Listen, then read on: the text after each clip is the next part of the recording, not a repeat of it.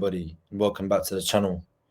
If you're new here, make sure to like, make sure to subscribe, and make sure to leave a comment under the video to the topics that you guys want me to speak about. But thank you for all the support as ever. It's been amazing, nearly at 300 subscribers in only 3 weeks of posting regular content for you guys. It's very much appreciated. It might not be big to you, but it is massive for me. But the reason why you're watching this video and I'm making this video is frustration. It's frustration. Whether you're a rival fan, whether you're a Liverpool fan, it's frustrating as a Liverpool fan to speak about this. Liverpool's January was a shambles. Plain and simple. Liverpool's January was a shambles. And that's what I want to speak about. How there was no incomings. Unfortunately, Liverpool cannot find any players suitable to make their team better, even though in the summer we targeted a midfielder of that profile to come in, and all of a sudden 6 months later, because of a player's form still being short in that position, we don't need another player in that position. I think it's a bit silly from Liverpool, a bit naive, especially to think that they are top of the league, top of the Champions League, and somebody will turn around and say to me, why do Liverpool need any players if they're top of the league, at the top of the Champions League? Unfortunately, that's not how football works. Unfortunately, to remain at the top, you need to actually invest in the team. Otherwise, you're going to be left behind. The perfect example is Liverpool in 1920. We won the title. We weren't given any new players, albeit that squad's good enough to win the title. The next season, what happens? An injury crisis at centre-back, and we're playing midfielders there all of a sudden. And we finished third, just about. And we haven't won a title since then. That's my point. You need to invest in a team when you're at the top to remain there. It's what Manchester City have been doing. I'm not saying spend amazingly like them or spend stupidly like them, whatever you want to call it, what they're doing there in the blue side of Manchester. But do something. Don't just sit on your laurels. You clearly need a left back. Go sign a left back. I'm not discrediting Robertson or Tsimikas, but Liverpool have come out and said they're targeting a fullback. Arne Slot has name-dropped fullbacks in his presses. Kirkes and Gutierrez of Girona, Kirkes of Bournemouth. He's name-dropped Zubimendi. So he's clearly trying to hint that he's looking at players. But now we've been told that it's going to be a big summer for Liverpool, which is what we were told last summer and the summer before that. As a football club, it's a very well-run club. It is. When they, bring people in, it's normally the right people. But they only react when they need to react. Like when Fabinho, Henderson, and Oxlade-Chamberlain, Keita, Milner were all done. That's when Liverpool invested in the midfield. We needed midfielders the year before that, and we got Arthur Melo on loan. It only becomes a problem when it becomes...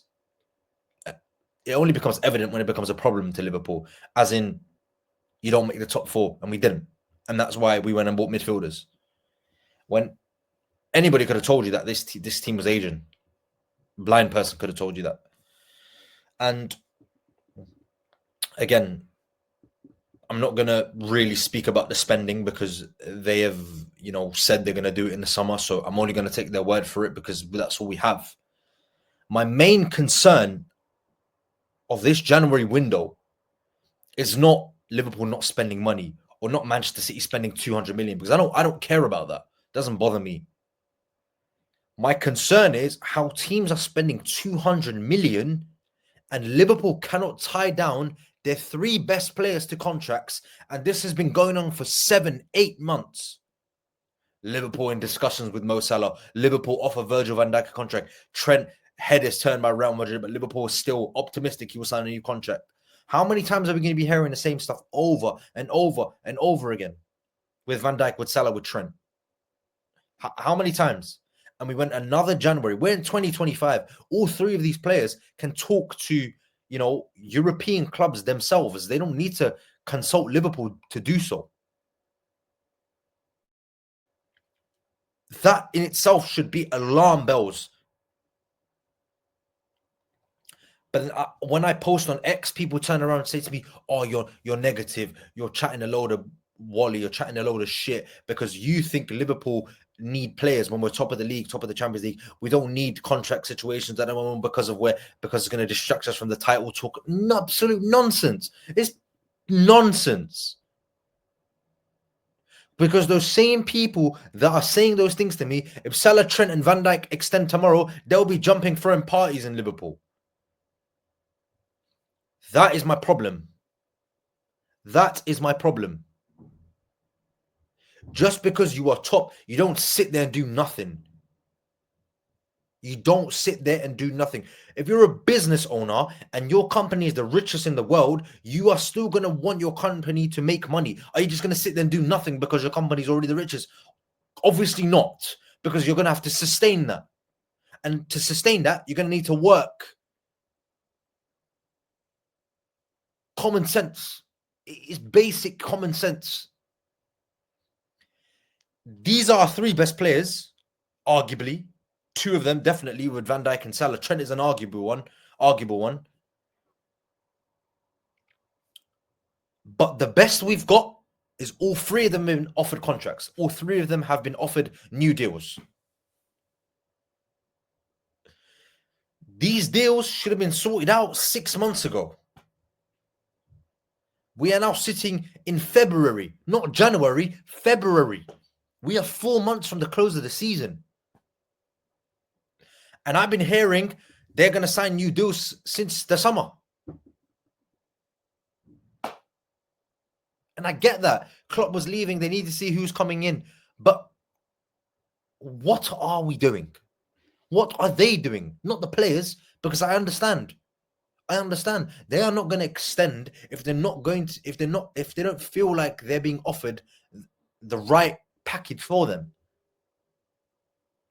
If you're applying for a job and you're getting peanuts compared to another job, and you can do the exact same job and get paid 3 times more, you're going to think 3-4 times before you apply for that job. It's common sense. You're going to go to the job that you're being paid more in. Of course you are. And Salah, Van Dijk, and Trent are not even doing that. They're giving their full priority to Liverpool. And all we're doing is sitting with our foot up, going, yeah, don't worry, this is a relaxed situation. They want us. Things can change like this, mate. Things can change like this. How we can sit here in January with the Premier League's top scorer and assister, the best centre-back in the world, and arguably the best fullback in the world, all out of contract in 4 months' time. It's bonkers. It's bonkers. Beyond me. Stupidity. And I'm not one to get angry and frustrated. But when you sit here and you look at the entire situation, when the rivals are strengthening, either side of you, and we're going to be weaker. Say for argument's sake, because at this moment in time, we have to talk about right now, Salah, Trent, and Van Dijk in 4 months are not going to be Liverpool players. We've also not signed any players. So next season, we are already going into a weaker position than we were at the start of this season. But I'm supposed to just be okay with winning the league this season and not worrying about what's going to happen in 4 or 5 months. Oh, enjoy the moment, mate. You're not going to like it. What are you talking about? It's pure negligence. Use your brain. Look at the situation that we're in. We're signing no players. The players that we have are making errors. I'm not going to name drop names because you know who they are, but I don't want to do that because I'm not that type of supporter. But we all know who they are. Our 3 best players are out of contracts. Next season, with Liverpool already not being backed in the transfer window and the summer gone, or the January, albeit if you think we don't need players or not, and we're losing the 3 best players, like I said before, in 4 months' time.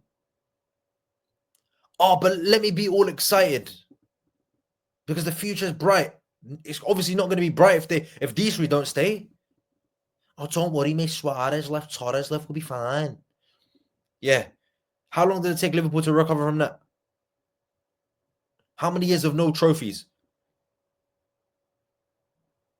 Exactly. That is my point. Liverpool had to wait almost 10 years to recover. 10 years. Suarez left in 2014. Torres left in 2011. Liverpool didn't win a trophy. They won a trophy in 2012. the League Cup against Cardiff on penalties. The only major honour Liverpool had from 2012 to 2017 was a League Cup.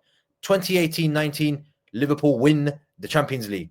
And that's when it happened, because we got the likes of Salah, the likes of Van Dijk in the club, Alisson, Mane, Firmino, intelligent recruitment, investing in the squad. The year that Liverpool spent money on the midfield, when they signed Fabinho, Keita, shock horror, Liverpool won the Champions League. Who would have thought it? You spend money in the right places and you give your best players contracts. What happens? You win. Simple. Man City are the example. Chelsea, they're in an absolute mess, and even they've won the Champions League in the last 5 years. And they won the league in 2017. It's not difficult. It's not difficult to improve a side. Or how it's difficult to improve a side that's top of the league. It's not. It's not. Man City have proven it. I'm not comparing ourselves to Man City. Forget transfers. This is not even about transfers. How can you not keep the players at the club that are already there? Should be the first priority. Signing the players that you have at the football club. And if that's not being done, there's a massive problem. Because we are not going to find players better than the ones we have now. It's not going to happen. Van Dijk's the best centre-back in the world. Anyone we get is a downgrade. Salah's probably the best goal-scoring winger in the world. Inside forward, whatever you want to call him. There's nobody better. Trent Alexander-Arnold is the best right-back in the world. There's nobody better. Anybody that we bring in, if those three leave, which is the situation, they're going to be downgrades. So we're already going to be weaker than what we are this season. You choose what side you want to be on. Because I'll be so honest with you, although I'm absolutely delighted with the job Slot's done, it's not fair on him that he's been asked these contract questions every single week about Salah, Trent and Virgil van Dijk, because it's not his fault that they're in this position. It's Richard Hughes. He should be the one dealing with this. He should be the one answering these questions, not Arne Slot. He doesn't deal with this stuff. He deals with coaching the team, and he's doing that to an elite level. And I think it's very, very unfair on a coach that's come new to the Premier League, new to a club, that the questions are every single week are, will Salah, Van Dijk and Trent extend? How's the contract situation? He's a football coach. He's a head coach of Liverpool. His job is to make Liverpool win.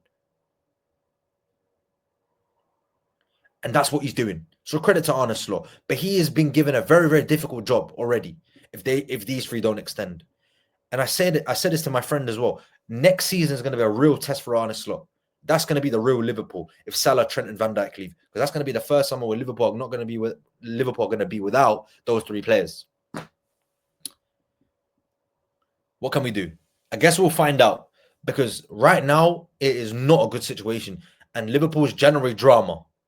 What drama? What drama? There's no drama. With Liverpool, there's never drama. It's just anticlimactic. But in other news, Jadon Danns has gone out to Sunderland. James McConnell doesn't leave, neither does Tyler Morton. Jadon Danns obviously started in the Champions League against PSV. He started in the FA Cup against Accrington Stanley, did score. But he's now gone on loan to Sunderland in the Championship, which I think will be good for him. And he will return to the AXA for now, because apparently there was a little issue that he had in his medical. But other than that, nothing for Liverpool. But let's hope we get some good news soon, because this is getting quite embarrassing. But guys, thank you for watching. Make sure to like, make sure to subscribe, because if Salah and Van Dijk and Trent extend in the next couple of days, I think I deserve deserve a subscription. Lost my words there, this is what Liverpool do to you. But guys, I'll see you in the next one. Hopefully with some half decent news.